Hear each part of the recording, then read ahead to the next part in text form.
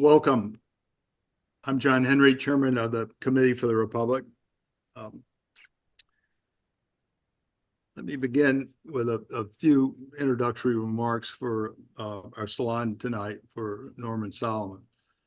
Nations states celebrate tribalism. My tribe is right, my tribe is wrong, as the highest form of loyalty. Tribalism is the opposite of meritocracy, which judges only by character and accomplishment. Tribalism is occasionally interrupted by insincere vows to democracy. Hypocrisy is the homage that vice pays to virtue. President Woodrow Wilson proclaimed that World War I, that it was fought to save the world for democracy. At the same time, African Americans and women were denied the right to vote at home, and Wilson worked tirelessly to help the British and French expand their empires. The Versailles Treaty shipwrecked over President Wilson's effort to seize the war power away from Congress, not over its betrayal of democratic dispositions. Tribalism is the natural child of our species' hormonal preoccupation with power, wealth, sex, fame, and the fatal attraction for belonging to a chosen people. That's why separation of powers is the sole path to making liberty the glory of our nation. As inexorable as Newton's laws of motion, there are only bad guys, quote, bad guys, who take us to the dark side in the quest for domination. Good guys are an illusion to lower barriers to unspeakable atrocities. Killing on behalf of a self-coronated chosen people creates a collective self-esteem. This signature of our species can no more be changed than the force of gravity.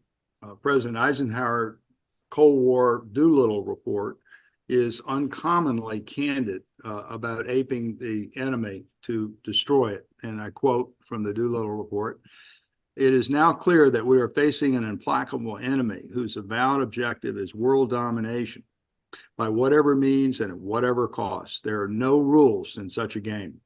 Hitherto acceptable norms of human conduct do not apply. If the United States is to survive, longstanding American concepts of fair play must be reconsidered. We must develop effective espionage and counter-espionage services and must learn to subvert, sabotage, and destroy our enemies by more clever, more sophisticated means than those used against us," close quote. Now, President Kennedy's electrifying inaugural address was an apostolic succession to the Eisenhower's gospel of good guys and bad guys. And Kennedy said, the very memorable quote, "Let every nation know, whether it wishes us well or ill, that we shall pay any price, bear any burden, meet any hardship, support any friend, oppose any foe, to assure the survival and success of liberty." Now, at that time, Kennedy was planning the Bay of Pigs invasion of Cuba to overthrow Fidel Castro, and when that failed, assassination attempts followed. America is touted as a indispensable nation bringing good into the world. Our narcissism is unbounded. In Vietnam, we destroyed villages in order to save them. In Iraq, we destroyed villages in order to save them. In Afghanistan, we destroyed villages in order to save them. Now in Ukraine and Gaza, we aid and abet allies to destroy villages in order to save them. Orwellian language allows us to avoid confronting our enthusiasm for proficiency in killing. The Pentagon describes our most powerful non-nuclear weapon as the, quote, mother of all bombs. The word mother evokes images of birth and life when the mother of all bombs wreaks death and destruction. Good guys, bad guys propaganda is just that, propaganda. The beginning of wisdom is that we are all bad guys, urgently in need of separation of powers to save us from ourselves. Tonight, we're honored to have Norman Solomon as our speaker.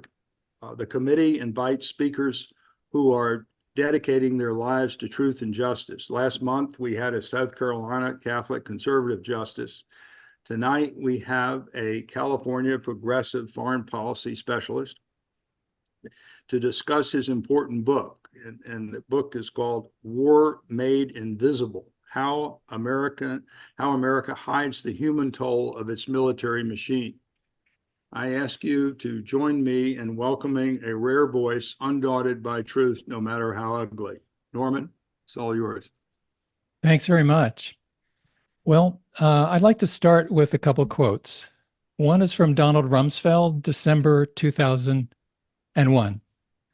Responsibility for every single casualty in this war, whether they're innocent Afghans or innocent Americans, rests at the feet of the Al-Qaeda and the Taliban. The other quote is from Benjamin Netanyahu, November 2023. I think any civilian loss is a tragedy and the blame should be placed squarely on Hamas. Those two quotes really epitomize the preemptive absolution that the so-called war on terror and U.S. foreign policy has pursued throughout this century to the present day. It's a assertion with words and, most importantly, with military and political economic power, the assertion of impunity, even though, of course, it's called all sorts of other things like fighting for democracy and against tyranny and so forth. We have, of course, a process in which the mass media and the political power structure in the United States cross-pollinate. And the range of discourse, such as it is along Pennsylvania Avenue, pretty much is replicated in the mass media, with some exceptions, and vice versa. Orwell called the dynamic that we keep experiencing, seeing, hearing, reading every day through mass media and the utterances of the leadership on Capitol Hill, Orwell called it doublethink. The process of being able to take a fact or a valid principle and to put it on center stage and invoke it, evoke it, refer to it, glorify it. But then when inconvenient, to put it back on a shelf, out of view, out of sight, out of mind. We've experienced that in so many different ways that it becomes part of the scenery that we don't particularly notice.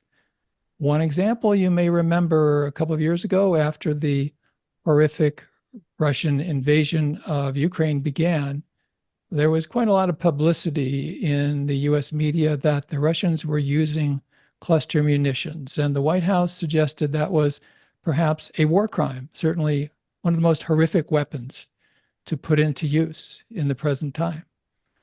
Fast forward a year to last year, when Ukraine was running out of weapons and the US was running out of other kinds of weapons. So all of a sudden, cluster munitions weren't only not a war crime, but cluster munitions were actually necessary and should be sent, and then were sent with a bipartisan support on Capitol Hill, with a decision from President Biden, send in those cluster bombs. We got a lot of them, and so let's go on and transfer them to the Ukrainian military. There are countless examples like this, invasions that are good, invasions that are bad, depending on whether the US does the invasion or whether the announced enemy of the United States is doing the invasion. Likewise, the slaughter of civilians. We know that in Gaza, in the last 6 months, with Israel receiving 80% of its weaponry from the United States, an ongoing massacre of civilians has continued with the bombs, with the missiles, and increasingly with using starvation as a weapon of war, widely acknowledged by human rights organizations, by the United Nations, almost tacitly at times by some in the US State Department, and yet not a big problem. And so we are now entering our 7th month of a, unfortunately, real life expression of the extremity of willingness of the US, what we could, to coin a phrase from Dwight Eisenhower, what we could call a military-industrial complex, now a military-industrial media technology surveillance complex, to not only say it's okay, but not so much through words, but through actions, embrace, enable, propel the slaughter that goes on. And so it's almost an understatement to say that this is an Orwellian US media and politics world that we now live in. And I think just getting real about it is necessary, although insufficient, because we have to organize effectively to push back against this avalanche of deception and newspeak and militarism that is so deadly and corrupting to any sort of mental integrity for human beings here in the United States. We know, and I was taught this in civics class, that democracy is supposed to be the informed consent of the governed.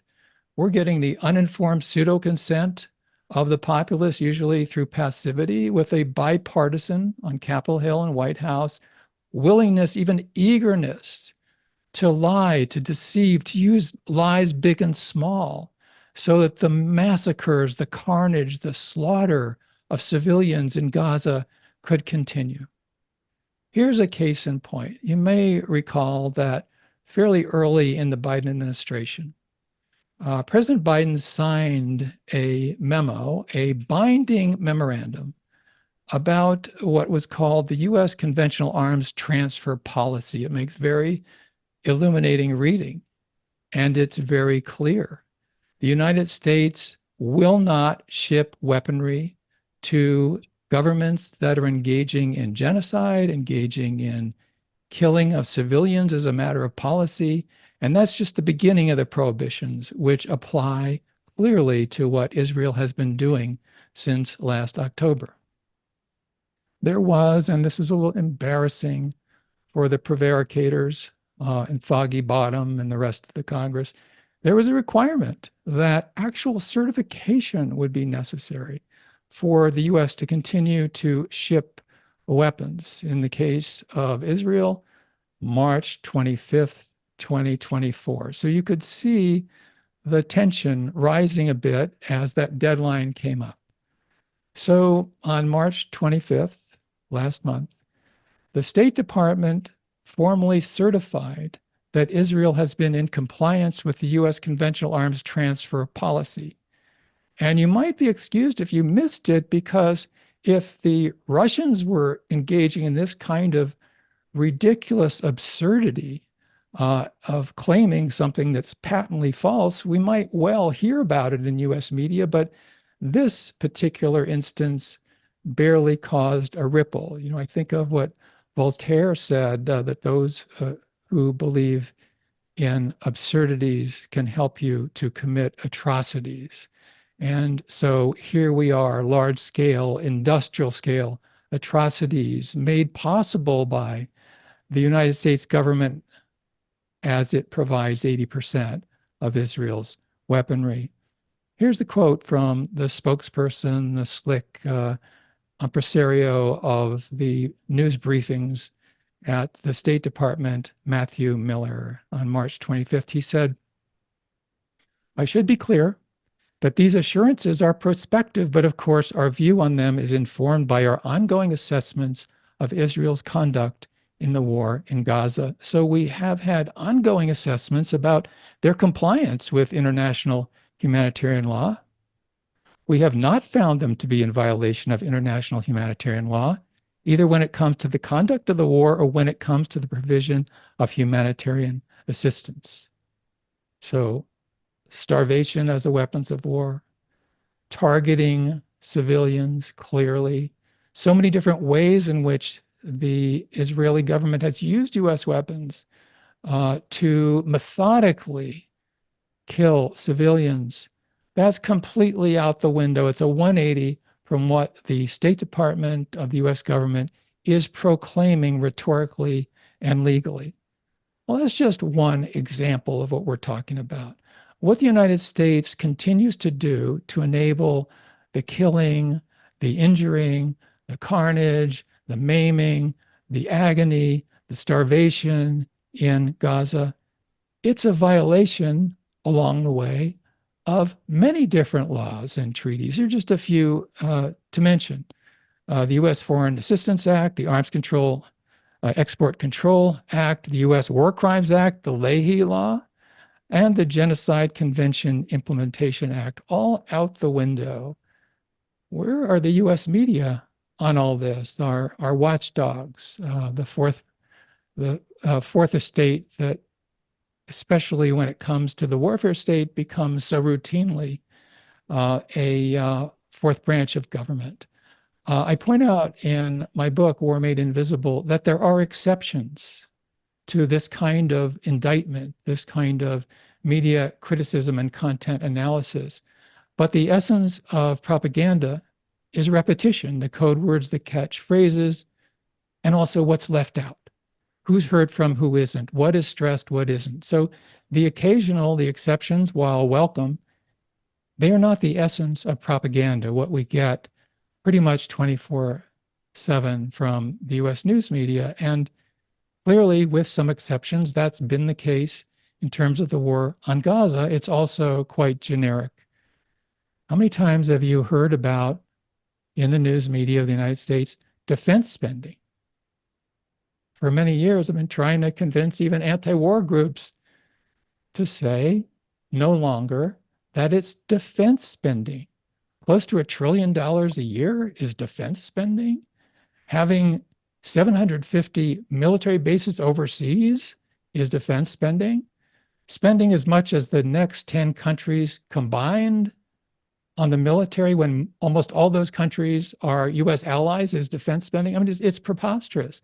And yet we have been so acculturated to call it defense spending rather than military spending. Yes, there's something called the uppercase D Defense Department, but calling it something doesn't make it so. So we grant them the uppercase, but we ought to stop calling it lowercase d defense spending. And then there's the matter of terrorism. Hamas is a terrorist organization, whatever else you want to say about it. And in the news media of the United States, routinely, we hear reference to, quote, Hamas terrorists. I want to ask you if you ever read in the New York Times or Washington Post or LA Times or the major networks or so-called public broadcasting news, All Things Considered Morning Edition, the News Hour. Please let me know if you ever find a narrative describing Israeli terrorism. Please let me know, because it would be a first. I haven't been able to find one reference to the Israeli government as a terrorist organization. Now, if Hamas is a terrorist organization in 2023, 2024, certainly, unless we're going to be backing ourselves into an Orwellian corner, then Israel is a terrorist organization. Instead, we get this narrative in news media that the US government, Uncle Sam is sort of this muscle-bound, almost helpless, well-meaning giant, really trying to make things right and have a moral, ethical outcome, but just we have limitations on our capacity. Forget all the weapons we send. Oh, we really have no leverage. That's been a narrative for month after month after month, and still is in the US news media vis-a-vis serving as an accomplice, actually, to the mass murder in Gaza. And how about this? A couple of years ago, there was massive publicity when a massacre took place, tragically, at a school in Uvalde, Texas. And naturally, there was a question, where did the weaponry come from? This person clearly should not have been given a terrible big gun capable of killing so many people, young students, in a matter of seconds. And there were legitimate questions asked. Where's the responsibility? The gun shop owner in Uvalde, Texas? Well, we could make a comparison to the US government. Where's the accountability of the US government providing all of these weapons to Israel as it murders children and others just as surely as the assailant, the gunman, did at the school in Uvalde, Texas? But I really do want to acknowledge that's an unfair comparison. It's an unfair comparison to the gun shop owner. Because the gun shop owner in Uvalde, Texas, didn't know what the weapons were going to be used for. But President Biden and 535 members of the House and Senate and the prevaricators at the State Department from Antony Blinken on down, they know full well what the weapons that the U.S. is sending to Israel have been used for, are being used for, and will be used for. You may remember that there's been some publicity about the 2,000-pound bombs that the United States has been sending to Israel. And even the New York Times, they did quite a video report in December showing just what horrific weapons those are. And especially in a tightly populated area such as Gaza, it's just indefensible that the US had sent several thousand 2,000-pound bombs that were being used by the Israeli government. Well, you may have noticed that near the end of last month, on March 29th, the Washington Post broke a very important story.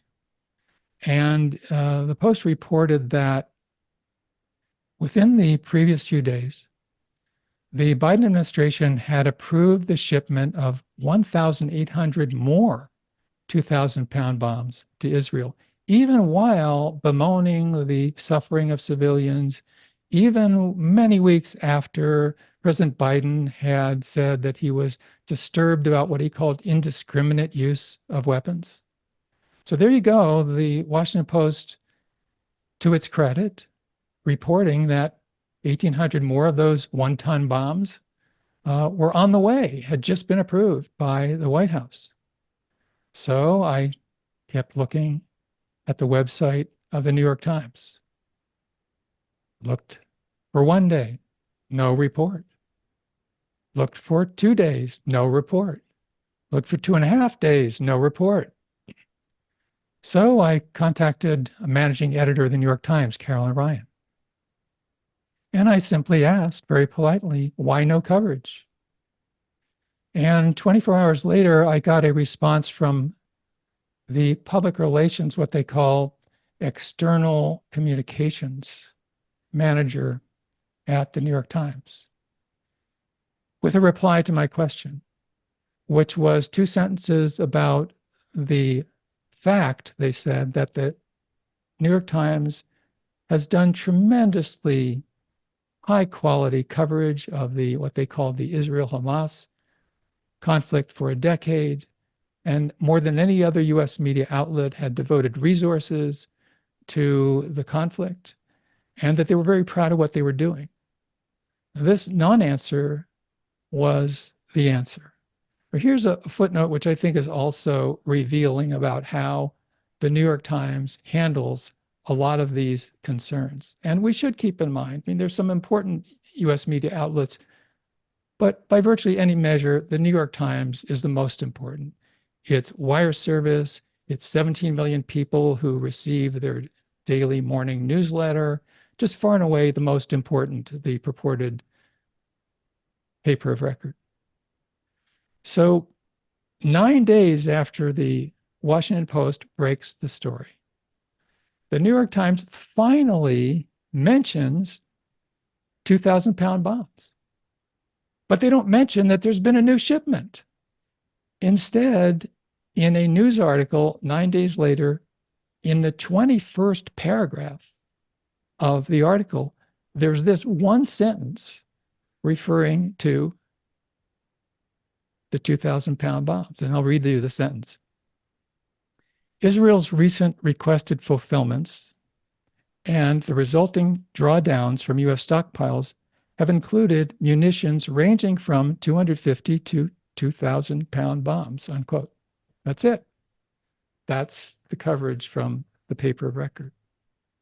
Well, I want to pause in a couple of minutes. I'm looking forward to questions and comments. I do want to say that what has been perpetrated against the Palestinian people living in Gaza and the kind of media coverage and non-coverage that we've gotten has its unique qualities, but fits into overall patterns that have been in place for many decades in terms of how US news media, in concert with the dominant bipartisan militarism out of the US government, how they all function. And so in my book, War Made Invisible, I went ahead and identified some of the main dynamics. And I'd like to just mention these before we go to the Q&A. One is that the essence of this kind of coverage and non-coverage and spun coverage is the repetition and the omission. What is constantly, frequently reported, misreported, but the drums that are beaten on conceptually, and then the omissions, what's rarely mentioned, what's partly mentioned, which is often the most powerful form of propaganda, just what is not mentioned, what is not said, what is left unsaid.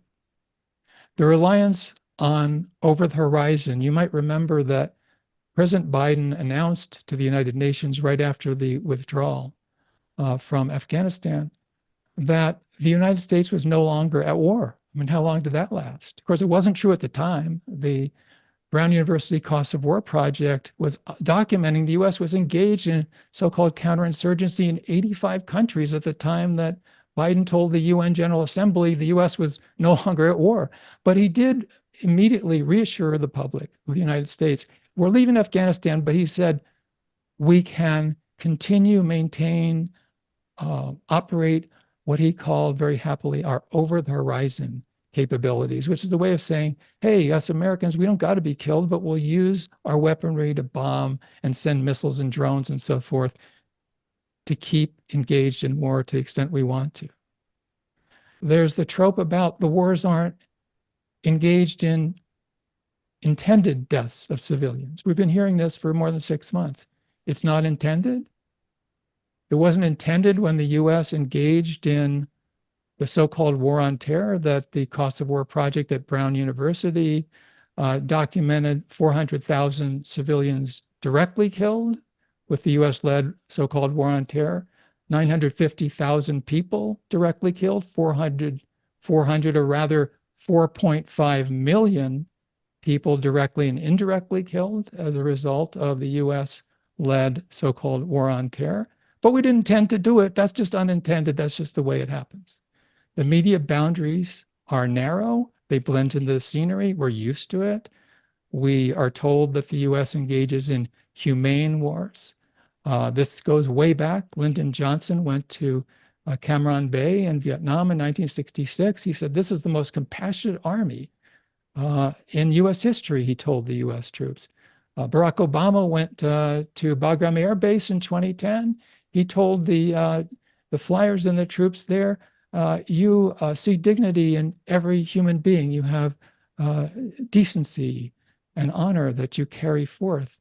And we had actually Netanyahu say that the Israeli army was the most humane army ever known to humankind.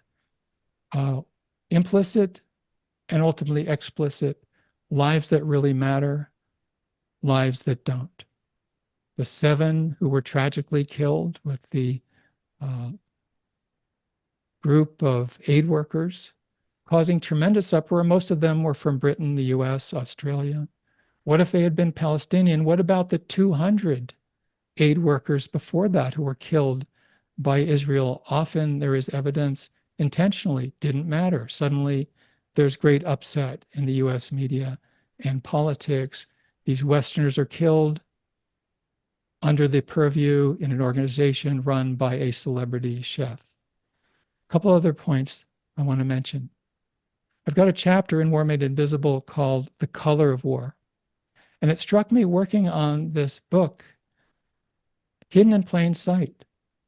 Almost every victim, almost everyone killed in the US so-called war on terror since October 2001 has been a person of color. How often do we even have that talked about at all? So here we are, the costs of war. We need healthcare, education, housing. so many other aspects of our society, desperate need of sustaining life. And yet we have a bit more than half now of the US discretionary budget going to the warfare state. It's not going to change unless we insist that it change.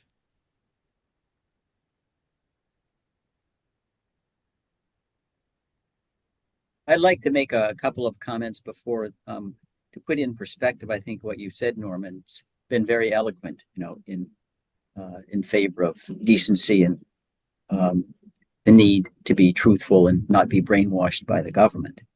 But it does seem to me that what you've described, unfortunately, and you've pointed out, this has been a long-standing business model, if you will, propaganda. It goes back more than just, the United States. I mean, we had a very famous Senator, Hiram Johnson, truth is the first casualty of war. And it's the nature of war to deceive.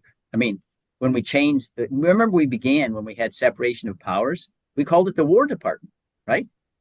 Then we wanted an empire, we had to call it Defense Department, because we were breaking down the barriers, if you will, the grisliness of war, because then it makes it more palatable to the people.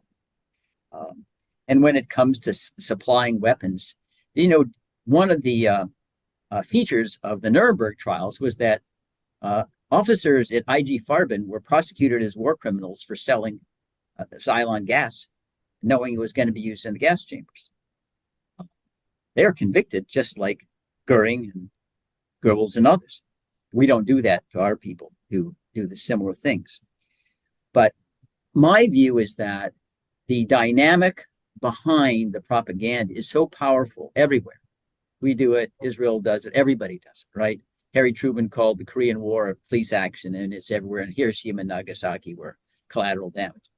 That it underscores the urgency of doing everything to prevent wars from beginning in the first instance, inviting in this horror after horror, which makes all the more urgent. We got to get back to separation of powers, which John mentioned. That is the only way we're going to stop this madness from beginning. Because once you're into war, it's all over. Don't expect you're going to get any truth whatsoever. Lie after lie after lie. Everything's classified information, state secrets. If anything, that's what the Pentagon Papers showed, and Ed Snowden, among other things. But that's what I would underscore. And what we're witnessing now in Gaza is the complete breakdown of separation of powers. And I recently had a letter to the Washington Post. There's a recent statute. This is not an executive order. It's called the Humanitarian Corridors Act, which said that we cannot give military aid to any nation that is blocking the delivery of U.S. humanitarian aid. And this is Chris Van Hollen says, and Biden is doing that. And he said, so what's Congress going to do? Nothing. Beg Biden to change his mind. So then we go back again. Without our institutional checks, we're going down this hole. I'll surrender to John, his comments, I think, before we open up to the general audience. Well, Norman, you did a fabulous job of an overview, and the notion that the things that are not said are more important than the things that are said. The idea that what the committee has tried to do is go where the silence is loudest, and the silence is where the power is. So, we work very hard to get conservatives and liberals together to talk about what the two political parties won't talk about.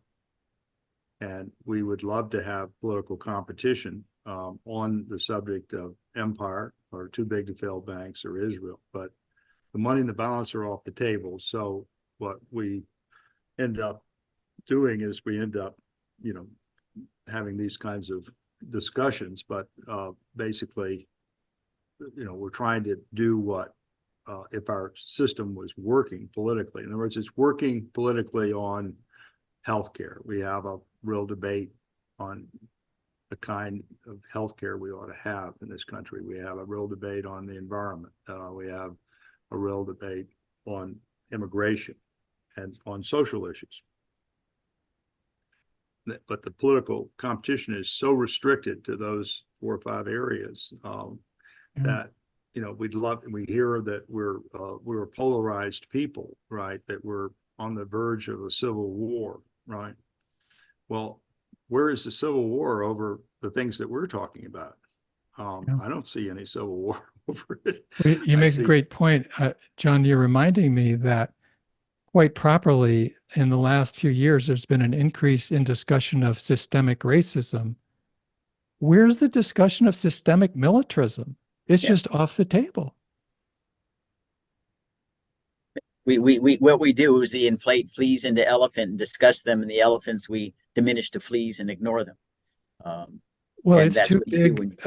Maybe, I don't know if there's an analogy with too big to fail. It's too big to challenge. And, Bruce, your mention of Van Hollen, I think it's sometimes the most discouraging aspects are when a member of the House and Senate is not fully on the war train, but they can't quite jump off. And Van Hollen's a great example. He gave the most eloquent speech on the Senate floor, having come back from Gaza and witnessing the use of starvation as a weapon.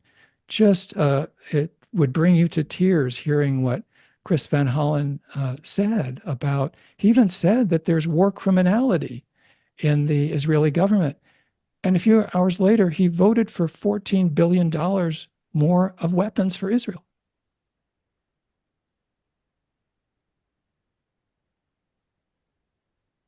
No. Yeah.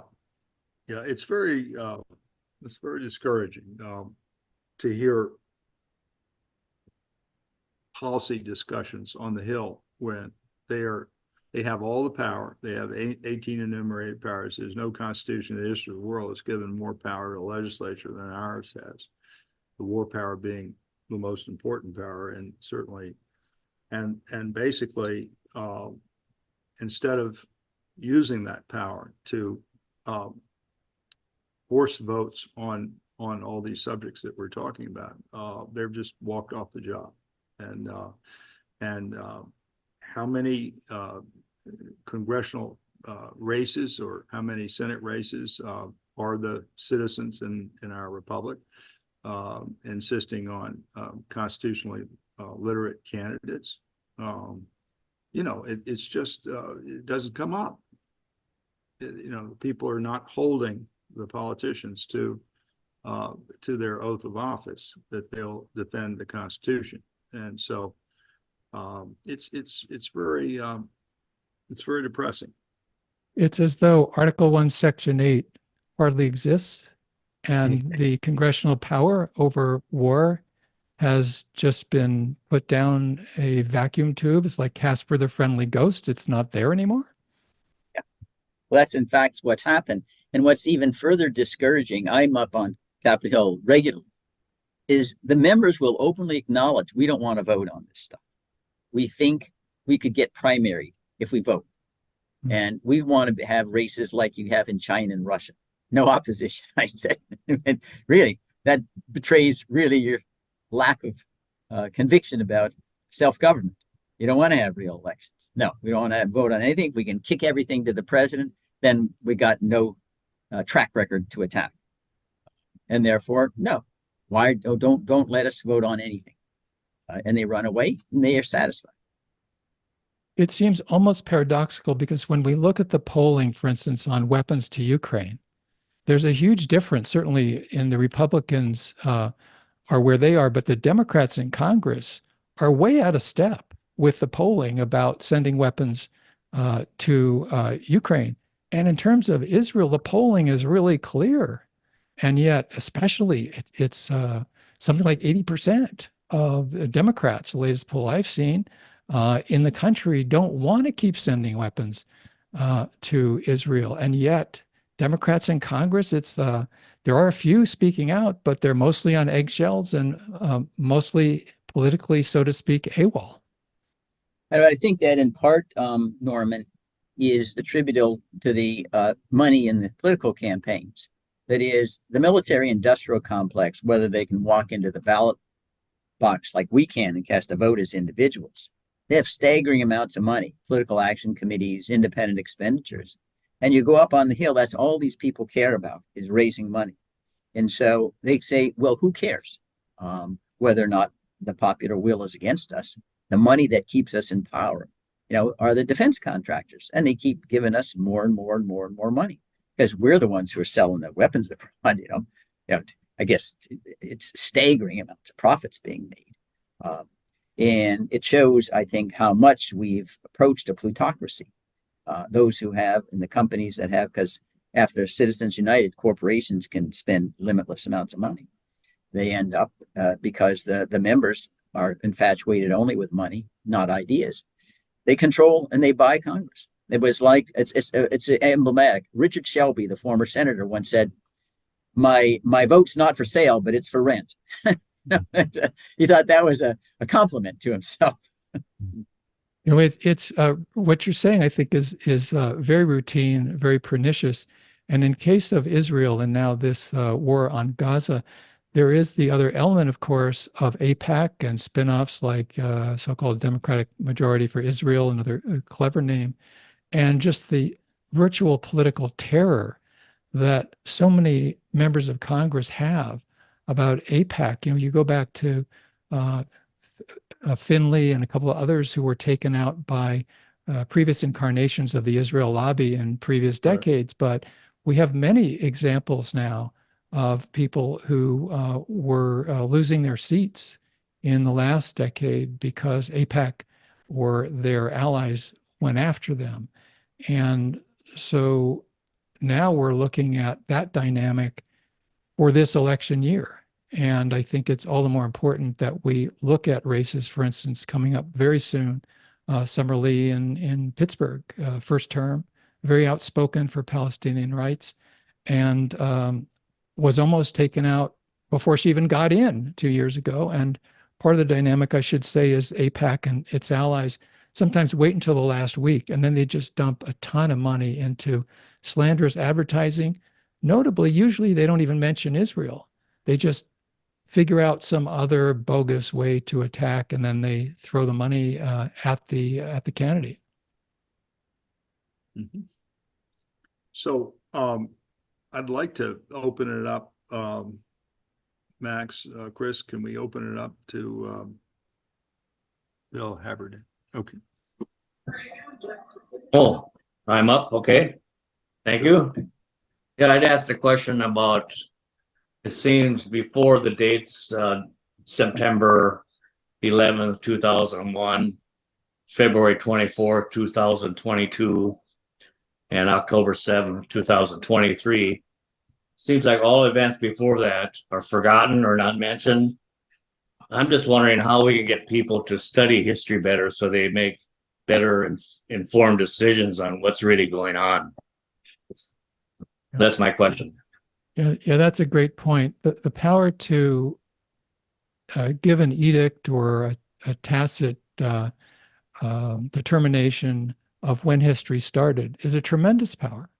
The ability that the mass media usually exert and politicians to say this is when what mattered really starts. 1948 didn't matter, the Nakba, the expulsion of Palestinians. 1967, and since then the illegal, according to the UN, occupation of West Bank and Gaza. None of that in the usual narrative really is said to matter. And so one atrocity is focused on, and of course what happened on October 7th was a horrible atrocity. But what happened before that, perpetrated by Israel, is just rarely mentioned. And just a notable example, one of many, is that Chris Coons, co-chairing the Biden campaign and very close, of course, to Biden, was on the PBS NewsHour, as I recall, last Friday. And he said, oh, I'm very concerned, is sort of the boilerplate, I'm very concerned about the civilians in Gaza. And then 2 days later, which is just a few days ago, he's on Fox News Sunday, and he's saying categorically we must not in any way constrict the flow of weapons and to Israel And along the way, all he talked about was October 7th. It was like, that's what we always have to remember, those 1,200 people. And by omission, what he's really saying is the 32,000 Palestinians killed courtesy of US taxpayers largely, not even worth mentioning. Yeah, I would add two other points of omission that are very, very conspicuous in my mind. One, it's regularly said that Israel was created with a UN vote to partition Palestine. That is not true. The United Nations General Assembly recommended to the Security Council a plan for partition. Security Council never voted on the plan because war erupted, and then we see what the boundaries are today. But no, the UN's they made an advisory recommendation to the Security Council, which did not ever vote to actually create a partitioned Palestine. The second thing is that's regularly omitted. This is David Ben-Gurion.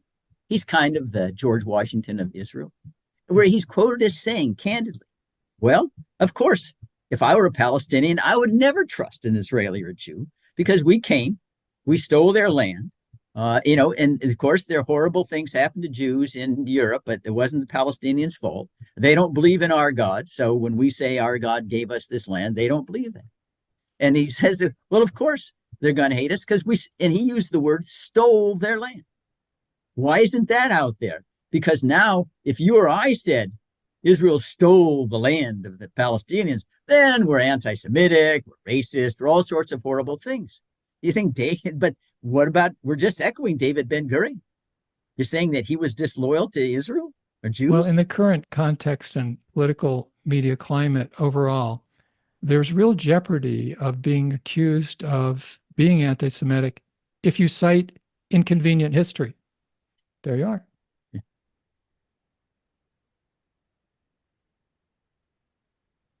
Yeah. But listen, I would go back just to add to what you said, Norman. We need to raise the standards of education to get a high school diploma. We need to say the history that this gentleman was asking should be taught. You need to show that you've mastered that history. Otherwise, you're not get a high school diploma. We need to hire better teachers, but it needs to be integrated into the education system. What's horrifying to me is we're focused on, well, what books do we want to take out of libraries? We need more books in libraries. It's what's missing. Where are the Federalist Papers? Where's Henry Adams? Where are Thomas Jefferson and Montaigne and Voltaire and Rousseau and all the great thinkers that they need to know about in order to understand what self-government is about? But no one's talking about what not in the library. It's, what's there? And okay, it's an off-color book. But heck, if you train your children right, they're not going to pick it up and read it anyway, because they're more interested in serious things and being a human being rather than an animal. And certainly, perhaps even more educational or miseducational than the schools are the media outlets themselves, the media environment that people of all ages exist in. And it's, to put it mildly, challenging to navigate through the attitudes that prevail. I think that many journalists want to do a good job, but they understand the constraint, and you don't get a promotion largely if you bite the hand that signs the paycheck. I found it very ironic that quite a few U.S. journalists are very courageous. They go into battle zones, they risk their life and limb, and then they come back to the newsroom in the U.S. and they're afraid of the managing editor. And in certain countries, if you step out of line as a journalist, you're likely to go to prison or be assassinated. Not generally true in the United States, although we'll see about Julian Assange. But in the United States, it's the mortgage, it's the economic hammerlock that the mass media have on people who might be tempted to color outside the militaristic lines. I see we have Phil Wilcox, who spent a great deal of his career on the whole question of Palestine and Israel. Phil, are you there? Can you? I am dismayed at the slowness of the executive branch and the Congress to react more effectively to this current disaster. And it is the result of decades of ignorance and a very successful campaign to demonize the Palestinians, even though they, like the Israeli public, are victims of history. The victimization of the Jews perhaps is so overwhelming that one is reluctant to compare it to other historic cases of victims who are suffering for their own for the victimization of others.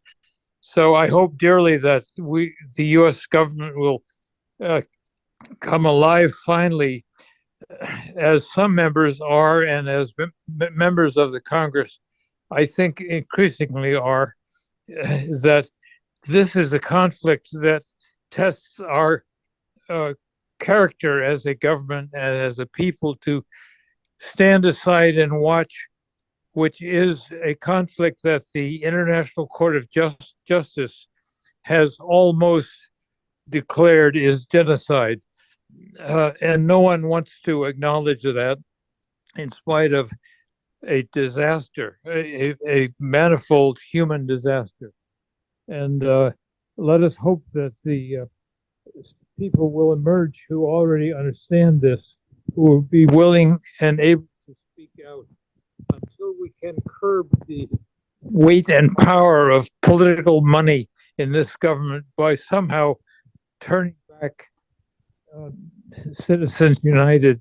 I fear that our future as a democracy and as a country which has accomplished great things, freedom, democracy, is on the skids. That's all I can say now. Well, thank you for that, Philip. I think that the word slowness really applies. It's sort of the good news, bad news is that the willingness to criticize Israel from members of Congress is much larger now than it has ever been before. The bad news, it's still a pretty small amount. There, at last count, were about 40 members of the House who signed a letter to Biden a week ago, raising the idea of cutting off weapons to Israel. Well, that's good. It's 40. It's like, what, under 10% of the House. And when we look at the magnitude of the killing, which is methodical, which is totally predictable, it's not any question of how it is proceeding, why it's proceeding, with what combination of purposes. And it does raise the question, I mean, for some members of Congress, it was okay when 10,000 civilians were killed, but it wasn't okay when 30,000 were killed. For some, it's okay when 30,000 are killed. What if it's 100,000? This is a collapse for many. I think in many respects, the mask has slipped of the military-industrial face of Uncle Sam. And it has slipped in a way that a lot of folks understandably find it difficult to look in the face. This is where we are, and it is completely bipartisan. As I think one of our hosts mentioned, the Republicans are virtually entirely in lockstep with Israel, and the Democrats are mostly, a large majority on Capitol Hill, in lockstep with Israel, with some platitudes thrown in. And in terms of the Biden administration, I should say as a footnote, I am a Democrat. The organization where I worked, rootsaction.org, we supported Bernie Sanders when Biden was the nominee against Trump. We worked very hard to, in swing states, to defeat Trump. So that is my personal and Roots Action's history. At the same time, we are working every day to challenge the Biden administration's militarism across the board, and so deadly a form in terms of the ongoing military and political support for Israel. The moral stature of the Biden administration has completely collapsed in the last 6 months. There's nothing left. Yeah, there's very little to begin with in any event. I had to laugh, when he said, wow, that when Putin invaded Ukraine in February of 2022, said, wow, this is the first time since World War II we had an unprovoked attack. It's totally off the charts. I said, Joe, Iraq, what you voted for when you were in the Senate was an unprovoked attack on Iraq. Iraq was not a threat to the United States in 2003. We just went in and said, based upon faulty information, well, we're going to attack you because we say that you have weapons of mass destruction, even though they weren't using them against us in any event. But that's what you had Biden saying. What do you mean, Joe? You supported exactly the precedent that Putin followed in Ukraine. Well, the team we're looking at now of Biden and Blinken was in charge of the Senate Foreign Relations Committee in the middle of 2002. The gavel was in the hand of Biden. The chief of staff was Blinken. And it was a 2-day farce of only hearing supporters of the invasion. That would turn out to be 8 or 9 months before the invasion. And now in the last 2 years, we've had Blinken running around saying that the administration supports a, quote, rules-based order. I mean, it's just so fatuous. Are we considered to be idiots? He's somebody who personally and politically has supported one invasion after another, but only when the designated enemy does it are we supposed to criticize. I think we have an opportunity to call those hypocrisies into account. Not that it legitimizes what Russia has been doing in Ukraine, but to say that we need a single standard of human rights. And as we've been saying, that war itself is the enemy. Yeah, I think, in my view, the most important Nuremberg principle was aggressive war. War not in self-defense is a war crime, right?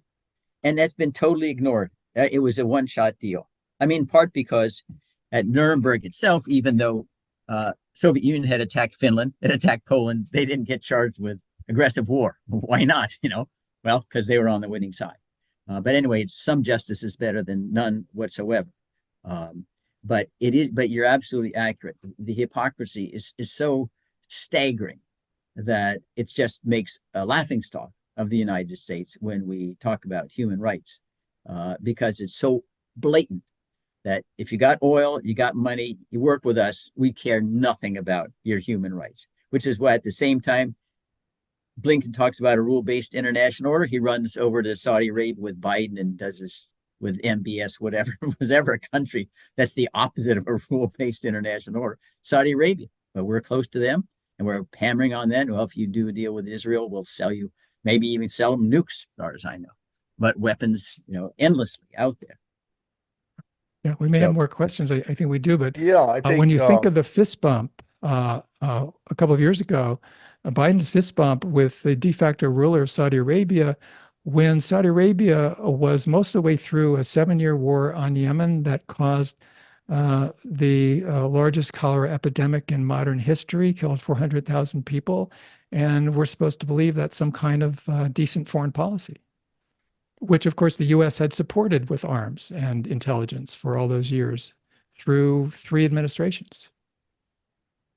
I see Derek LeBert is on. I know Derek has worked on this issue as a member of the Episcopal Church. Derek, are you there? John, can you hear me? Yeah, we can hear you. Go ahead. Yeah, this is a fascinating discussion, and I'm so grateful for the insights both from Norman and Bruce, and your introductory remarks were so on point. What I can address is the history of which commentators are clueless. The 5 times that the United States has had Israel censured, for instance, in the United Nations. Truman's insistence on the disloyalty of New York voters who were backing Israel in 1948. This has been a long time fraught relationship with ongoing evidence of Israeli efforts at extermination. Bruce cited historical Israeli statements. One can follow those from that day to this, with the precedents of massacre upon massacre. It also occurred to me that Israel is the only nation or entity in the world that can kill American citizens with impunity. This has gone on and on and on. Had any other nation, any entity of any kind had this killing rate of American citizens, not simply the USS Liberty, but Rachel Corrie right up to today with the dual US Palestinian citizens, it would be entirely cut off and there'd be retaliation and so forth.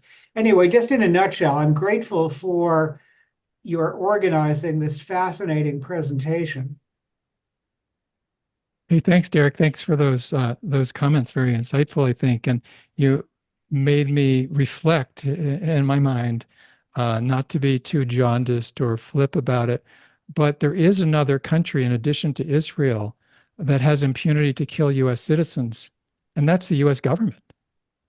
I mean, let us count the ways that the US government, through executions, through sending soldiers into war, the US has been proficient at directly and indirectly killing citizens of the United States.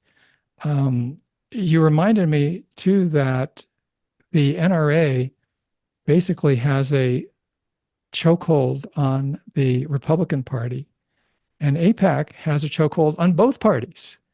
And that is just a political fact of life that people know very well on Capitol Hill. But one of the comment that comes to mind is that there's been periodically for several months in the US media this thinking aloud, this punditry, this question, what is Israel's endgame in Gaza? And I think that it's been staring us right in the face. It is to maximize as much as feasible genocide, to cause the deaths through bombing, through disease, through starvation, as many as possible, and to try to create conditions so horrific that expulsion from Gaza into who knows where, Egypt or Lebanon or Jordan or whoever, that it will start to seem like a humane path. That is real estate that Israel wants. And I think it is just an unpalatable fact that the racism and the Jewish nationalism that has control over the Israeli government is so strong that that end game is really in pretty sharp focus. And it is a personality concentration and focus of the US media to say it's about Netanyahu. Benny Gantz is a complete hawk. Benny Gantz just said, as a prominent member, probably the successor of Netanyahu, Gantz just said that Jewish boys in middle school now will be fighting in Gaza in a few years. They have a long-range plan involved. And we can ask, how could that be? There are members of the cabinet who have said, and other prominent people in Israel's power structure have said, well, the children, Palestinian children, I mean, they will grow up to be Hamas fighters. We have to keep that in mind, Well, yes, there's been a lot of even not hemming and hawing from some sectors in Israel that, well, we don't want a next generation of Hamas fighters. And so, well, maybe we don't want a lot of children in Gaza to survive. Sometimes it's been said out loud. Sometimes it's been the silent part that isn't quite said out loud. I just want to add a footnote, Norman, about the U.S. being dangerous to its citizens. You remember the teenage son of Anwar al-Awlaki? He was a U.S. citizen. He's having dinner in Yemen with a friend, and we slaughtered him with a drone, and he disappears from history. We never hear from him again. We don't know how many other teenage sons have disappeared because all the information is classified. like was in Hiroshima and Nagasaki. We didn't know how horrible the decision was until some 50 years later. Still today, some of it's classified. But this is what should be frightening to everyone in this Zoom meeting. The President of the United States, with the de facto and de jure acquiescence of the Congress, the American people, and the courts, claims and exercises authority to play prosecutor, judge, jury, and executioner, kill anybody in the world he wants, based upon his stated, uncorroborated suspicion could be a national security threat. That's it. He can assassinate anybody he wants outside the law. Now, James Madison in Federalist 48 said that is the definition of tyranny. And although we don't know how frequently that power is used, the fact that it would even be asserted is frightening. He'd kill you or me or anybody else, and nothing happens. Nobody knows why he selected us. We disappear. No consequences. No oversight hearings. Nothing. That shows you how far afield we have gone from checks and balances, transparency, and oversight.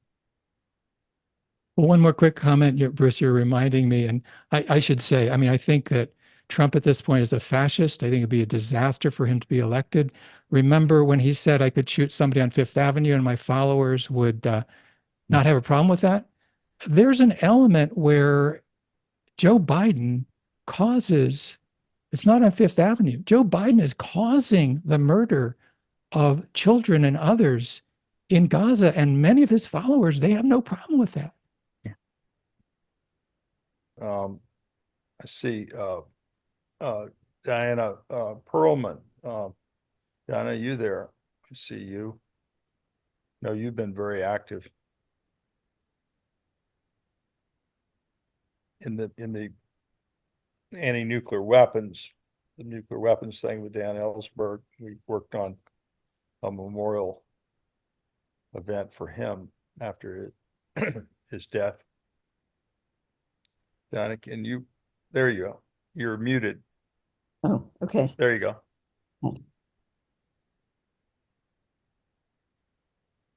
Would you like to ask Norman a question or? Oh, all right, let me go to someone else and let me think about it. Okay. No, I made a comment that I was at the J Street conference this weekend. I'm not 100% aligned with them. And they're raising money to give to Democratic candidates who are in favor of a ceasefire. So they're a counterweight to AIPAC. So I just wanted to mention You're that. talking about J Street. Yeah. Yeah. Well, you know, I don't love everything that they do, but yeah. They historically, every time Israel has attacked Gaza, J Street basically goes out of its way to say it supports Israel, but doesn't want to have a lot of killing, just some killing of Palestinians. So they were meant to be a counterweight, as you know, to AIPAC, and certainly sometimes they are. right, but I just Sometimes want they're good, but I'm sorry, go ahead. yeah. Well, first of all, I feel more aligned with Jewish Voice for Peace. Yeah. So, and I've been to 7 AIPAC conferences as press. Wow. I live in DC, so I like to be to feel the vibe and talk to people. So, you know, I go to many things, but I'm just saying, you were saying that AIPAC is paying all this money to elect people to Congress. So I just want to say that J Street is right now, they're raising money to support candidates who are running against the ones that AIPAC is supporting. Yeah, for the first time, I think 2 years ago, AIPAC set up a super PAC. And J Street had raised some money, I think, in the last cycle.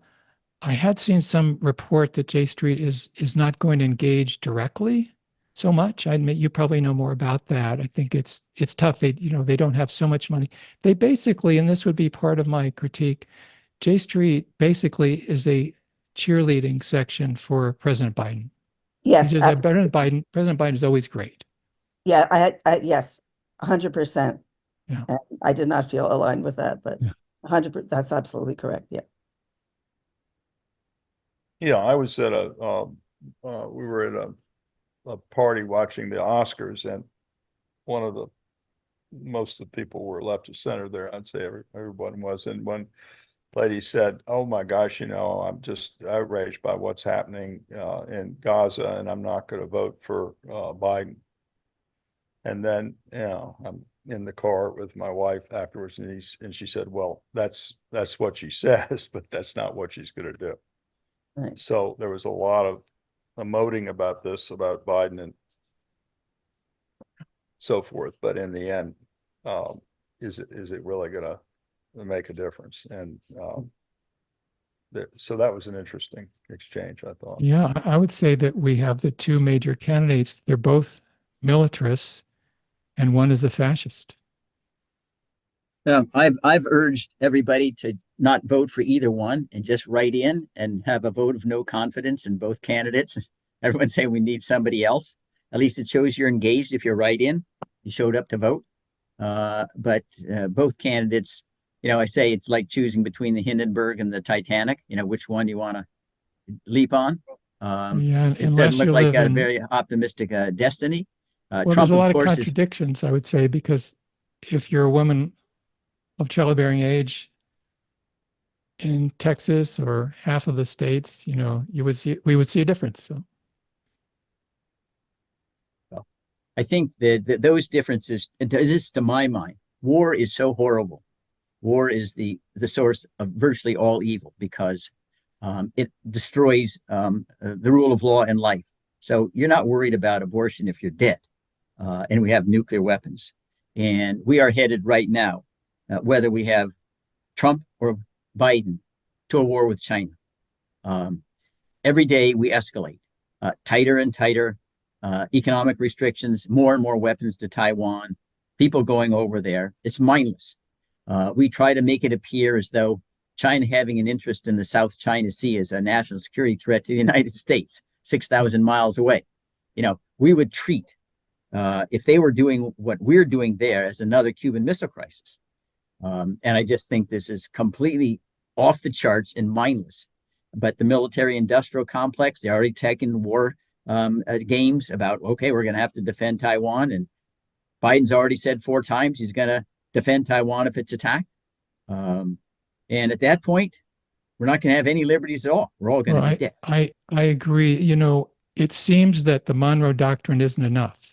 Now it's supposed to apply to both hemispheres. Yeah. And how dare China have its ships in the South China Sea, even though we're supposed to forget the middle name of the South China Sea.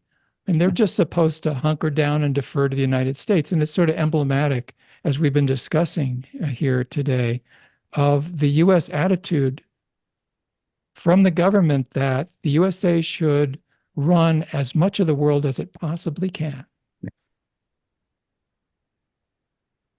All right. I see we have Todd Pierce here. Todd, you've got a comment here. You can. So yeah, just very quickly, one problem I see is that we refuse, as Americans, refuse to see our true nature. And, you look at Mussolini's definition of fascism, and it describes us to a T. We're perpetually at war. We're more and more authoritarian, as Julian Assange and Daniel Hale and others can attest. More and more censorship. I mean, by not just by Biden, as some like to have us believe, but in schools, Florida schools, and elsewhere, our country's become based upon censorship. So when do we start talking to our fellow Americans that perhaps we've really become like the fascists that we once fought in World War II? Even in Israel now, the left is accurately calling the radical right, Ben-Gvir, Netanyahu, Smotrich, as genuine fascists, which they are. If we're ever to pierce our consciousness to get people to realize how bad we've really become, shouldn't we start using the true names of what we are? Well, that's right, Todd. And that's why we had quoted the Doolittle report. The Doolittle report basically said we have to imitate the enemy to defeat the enemy. We have to become savages to defeat savagery. I mean, that's Orwellian to a T, right? And that's basically where we are. And that Doolittle report was written in 1954, which is what, like 70 years ago, 60 years, 70 years ago, I think. And that was the turning point. We turned into monsters. And that goes back to we had to destroy the village to save it and all these other utterly deranged kind of observations. But that's what happens when you end up with the empire. The empire earmark is it inflates a danger 50,000-fold and says everything is an elephant. We got to kill everything. Anticipatory self-defense. You got to kill people before they learn mathematics because they then could learn quantum mechanics and build a bomb for Iran. So we can't wait around for the mushroom cloud. So kill them when they're in the incubator. You know, that's how utterly deranged and insane this species and and our country is. It's that bad. And because we have Bruce, species narcissism, Bruce, narcissists will never acknowledge any deficiency. And Bruce, we are narcissists. why don't you take Todd's use? These different terms are one's fascism, the other's authoritarianism. Then we talk about an imperial presidency. How does this? These are all related. They're different words. They're touching different. Yeah, but the commonality is they're all talking about unchecked power of the government to do whatever it wants. No judicial checks, no legislative checks, no checks with oversight or sunshine. And that's where we are today. Whether you call them, you can give different labels to them, but that's what it is. When I've been aware, which began with basically Kennedy and LBJ, there's been no constraints at all. I mean, you go from the Vietnam War to the present day. And a lot of what echoes in my head when I think back to 1964 was an interview that Senator Wayne Morse did on Face the Nation. And he said, might makes right is wrong, whether we do it or Russia does it. And he was an international law professor, but he's down the memory hole in terms of his insights, which were very profound. Hey, listen, I always go back to Thucydides and the history of the Peloponnesian War. The strong do what they can, the weak suffer what they must. You can put all the lipstick you want on it. That's what it's been forever. We're a little bit more adept at putting lipstick on it, but that's what it ultimately results in, and that's why international law is ridiculous. Right now, the United States and many, many other countries are still subscribers to the Kellogg-Briand Pact, which makes the instrument of war illegal as a matter of foreign policy. I mean, it's no one pays any attention to it. It's like it's not even a treaty because, hey, you don't have to comply with treaties, if you're a superpower. It's basically what it amounts to. And that's why, in my judgment, again, I keep going back, it's like a broken record. You're only going to get a corrective if we understand and implement separation of powers. You got to have people with ulterior motives battling each other. So no one becomes so powerful that they can act without checks. But right now, as you point out, Norman, there are no checks. I mean, Wayne Morse and Ernest Green, the last two votes against empire, they don't exist. And that was in 1964. Here we are, 2024. 60 years later, now there isn't a single vote against empire. They don't speak about it at all. They just lay down and said, oh, be a little bit more gentle in how many civilians you kill. We could note that the War Powers Resolution, which was brought in to force theoretically right after the tail end of the Vietnam War, presidents just have thumbed their nose at it from Clinton onward. They didn't pay attention to it. They just said, we don't have to pay attention. We don't do it. Well, that's right. And you remember when the Gulf of Tonkin Resolution, which was supposed to be the legal foundation for the Vietnam War, when Congress repealed it in 1971 and Nixon signed the repeal, he said, it doesn't matter. I'm just going to do the war power on my own. Did Congress retaliate? No. It said, okay, if you really feel that strongly about it, go ahead and continue the war. Yeah. On that note, the AUMF, the Authorization for Use of Military Force, and, of course, we know only Barbara Lee voted against it at the time, right after 9/11. There's periodically a big or a minor hoo-ha. Oh, we need to get a new one. And Senator Kaine from Virginia says that it's just another way of changing the blueprint for the war machinery. Yeah, it doesn't have any impact on anything. Because presidents continue to say that they can go to war anyway, whether you have an AUMF or not. So what does it mean? It's just a political statement. It's a little bit like that's what President Bush, the 41, did in the Iraq War. He said, listen, I'm going to war anyway. I don't care whether Congress votes for it or not. I'm going to war. But he said politically it's useful. And after the war ended, he went and spoke to the Texas Republican Party. And he said, listen, I didn't have to go to old geezers in Congress to go kick Saddam Hussein out of Kuwait. You didn't?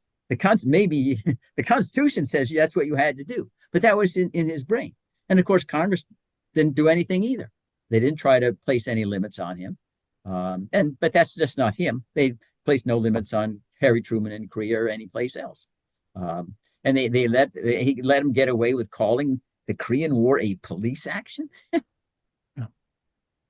I see that we have Ellen Kuhn on. She's the daughter of Carl Kuhn, who is a dear friend of mine. And Carl was very engaged in this issue. Wish Carl were here still and could participate, but are you there, Ellen? Ellen spent a lot of time abroad, and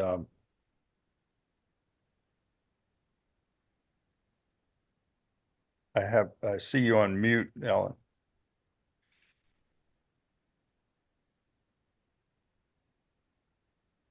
Guess people are having trouble with that mute button. And while we're waiting for Ellen, hopefully, Bruce, you're reminding me, back to the Truman era and the founding of the CIA. There's a wonderful book by the former CIA agent John Stockwell that came out in the 1980s, and he titled the book "In Search of Enemies." Yeah. And that's a great summary of U.S. foreign policy. If you really search for enemies, not only will you find them, you'll create a lot of them. Yeah, I once described, Norman, our foreign policy is racing around the world looking for beehives, smashing the hive open, then complaining, oh, they're trying to sting us. We need another 10, 100 billion or trillions of dollars. We got to kill those bees because they're trying to sting us.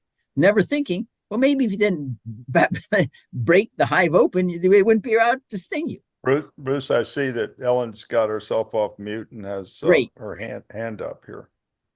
I'm in California. Can you hear me? Yeah. So is Norman. Okay. All right. Well, I find the discussion absolutely wonderful today. I'm very glad to hear it. And as you said, my father would have been very, very horrified by what's happening. I've said to other friends that in a way it's a mercy that he didn't live to see this, because he would have suffered so much. And I also just would like to say that I have a son who's 24 years old, who just graduated from Columbia University. And he said that Biden has lost his entire generation over this. And the reprisals that the students are facing for protesting are really serious and very scary. Can you elaborate on that? Mm-hmm. Yes. Any student, there are people at demonstrations who take photographs of the kids, these peaceful demonstrations, objecting to genocide, right?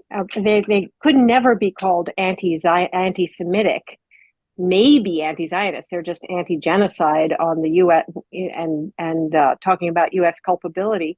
There are people who take photographs of them, and then they put their names on do not hire lists, and these kids can't get jobs.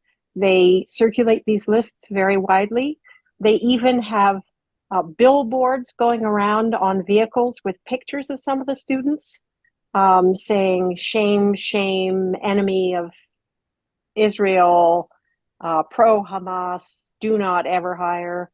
And then my son told me that at one demonstration he went to, and this happened just after he went, there were students who, there were Columbia General Studies students who were they were Israelis who were formerly in the Israeli Defense Forces, who sprayed the other kids who were there with skunk juice, which is a toxic, horrible smelling chemical that the Israeli army uses. How did they get it? How was it allowed on the Columbia campus? Where was Columbia security? Those are all good questions to ask. Anyway, I'm very, very happy that you're, that you're doing this talk. I really appreciate it. Thank you. Well, Ellen, your description reminds me of the Hollywood 10, the throwback to McCarthyism.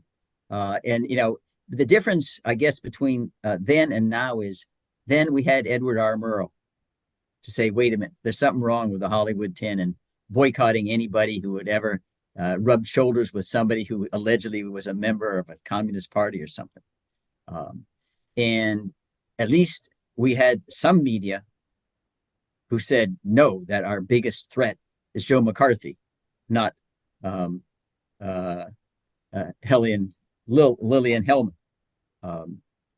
And Norman can comment on, there are no Edward R. Murrows today to call a spade a spade. Very, very lower profile, and we might find them online. You're reminding me, and again, thanks for that comment, Alan. We have been in the last years been experiencing a form of McCarthyism.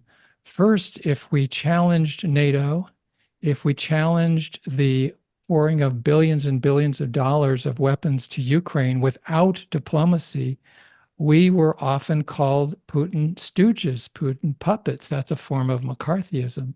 And now, as Ellen's alluding to, and there's so many media dimensions of this, when we stand up for Palestinian rights, there's certainly a risk involved in media and so forth to be accused of anti-Semitism. And I just sort of close this thought with the observation that it's been a very slick and clever maneuver, not only by Netanyahu, but by the Israeli government for many decades and groups like ADL and the American Jewish Committee to attempt to completely conflate Judaism and the state of Israel.